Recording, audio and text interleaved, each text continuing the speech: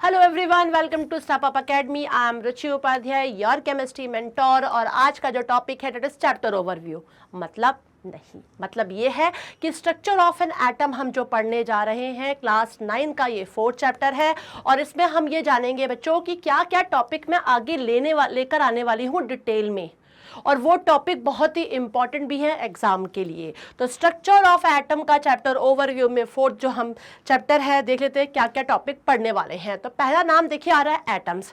तो आप कहेंगे अरे मैडम एटम एंड मॉलिक्यूल में भी तो एटम पढ़ा था। हाँ जी, मैंने पढ़ाया था एटम, लेकिन यहाँ पर भी आपको जानना जरूरी है बिकॉज चैप्टर का नाम ही है क्या, स्ट्रक्चर ऑफ एन एटम। तो एटम का जो स्ट्रक्चर होता है बच्चों वो देखा जाए तो उसमें न्यूक्लियस भी होता है, उसके सराउंडिंग में इलेक्ट्रॉन्स होते हैं, ठीक है ना, बहुत सारी चीज़ होती है।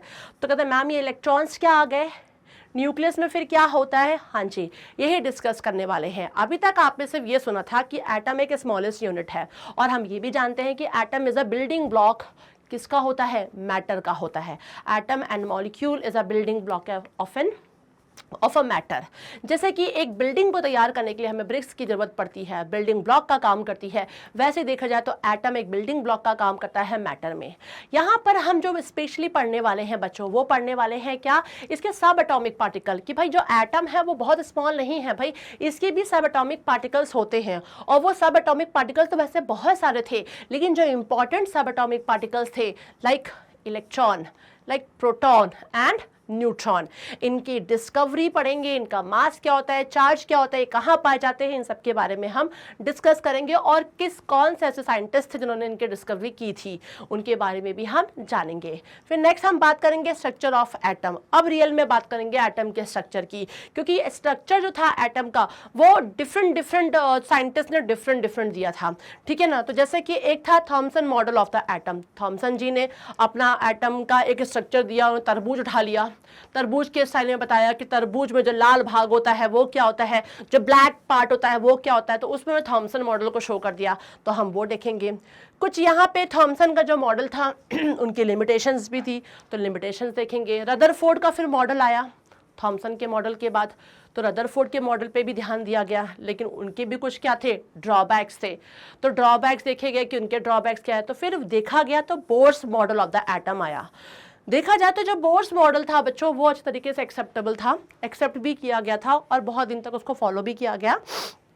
के एलिमेंट शेल में इलेक्ट्रॉन, के में 2 होते हैं, एल में 8 होते हैं। इस तरीके से उन्होंने इसके बारे में पूरा बहुत डिटेल में बताया, जो हम पढ़ेंगे बोर्स मॉडल ऑफ एटम में।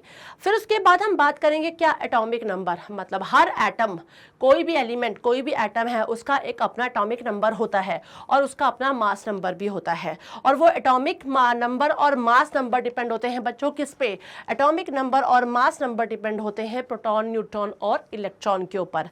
तो उसको देखते हुए हम इसके बारे में डिस्कस करेंगे। फिर बात आएगा relation between mass number and atomic number, because इसके ऊपर न्यूमेरिकल्स भी पूछे जाते हैं, तो हम थोड़ा देखेंगे क्या इनकी रिलेशनशिप इनके बीच में है।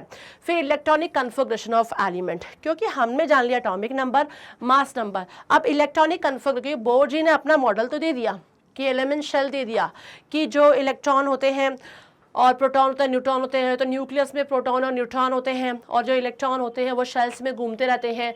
और प्रोटॉन पॉजिटिव चार्ज है तो न्यूट्रॉन न्यूट्रल है, तो इलेक्ट्रॉन क्या है, नेगेटिव चार्ज के साथ शेल में घूम रहा है। के में 2 इलेक्ट्रॉन, एल में 8 इलेक्ट्रॉन। इस तरीके से के एलिमेंट शेल को पूरा बोर्स मॉडल ने समझा दिया था।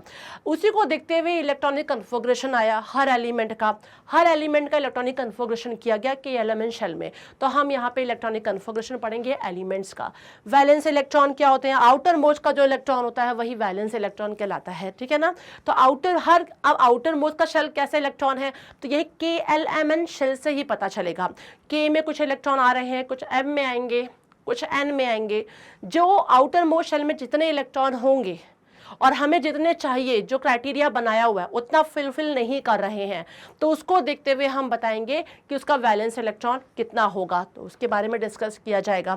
ये देखते हुए आइसोटोप्स के बारे में डिस्कस किया जाएगा। क्या होते हैं, कुछ ऐसे एलिमेंट होते हैं जिनके सेम एटॉमिक नंबर होते हैं, डिफरेंट मास नंबर होते हैं। कुछ ऐसे होते हैं जिनके डिफरेंट एटॉमिक नंबर होते हैं, सेम मास नंबर होते हैं। तो आइसोटोप्स और आइसोबर्स में उनका नाम आता है, तो हम वो भी डिस्कस करेंगे। तो आइसोटोप्स पहले पढ़ेंगे, इनके एग्जाम्पल्स को जानेंगे, रेडियो एक्टिव आइसोटोप्स के बारे में जानेंगे। Then application of radioactive isotopes, कहाँ कहाँ उनको यूज़ किया जाता है वो पढ़ लेंगे। एंड लास्ट में बच्चों हम पढ़ेंगे क्या, आइसोबर्स। ये आपका पूरा का पूरा चैप्टर है किसका, स्ट्रक्चर ऑफ एटम का, कि पहले एटम को जाना, उसके सब एटॉमिक पार्टिकल्स को जाना, इनकी डिस्कवरी को देखा कि इलेक्ट्रॉन की डिस्कवरी किसने की, क्या देखा, कैसे पाया, न्यूट्रॉन की किसने की, प्रोटॉन की किसने की, ये सारी डिटेल पढ़ेंगे। फिर स्ट्रक्चर एटम का था, सबने अलग अलग तरीके से दिया। थॉमसन जी ने अपने विचार दिए, तो रदरफोर्ड जी ने अपने विचार दिए, बोर मॉडल आया, उन्होंने अपने विचार दिए। सबके कुछ कुछ एक्सेप्ट होते हुए सबसे फाइनली बोर्स मॉडल पे ध्यान दिया गया। बोर्स मॉडल को देखने के बाद समझ में आया कि हाँ भाई, कैसे कि एलिमेंट शेल में इलेक्ट्रॉन का डिस्ट्रीब्यूशन करना है। तो फिर बात आई एटॉमिक नंबर और मास नंबर की, इनके बीच का रिलेशनशिप देखा गया। तो फिर के एलिमेंट शेल में इलेक्ट्रॉन का कन्फिगरेशन करना सीखा गया।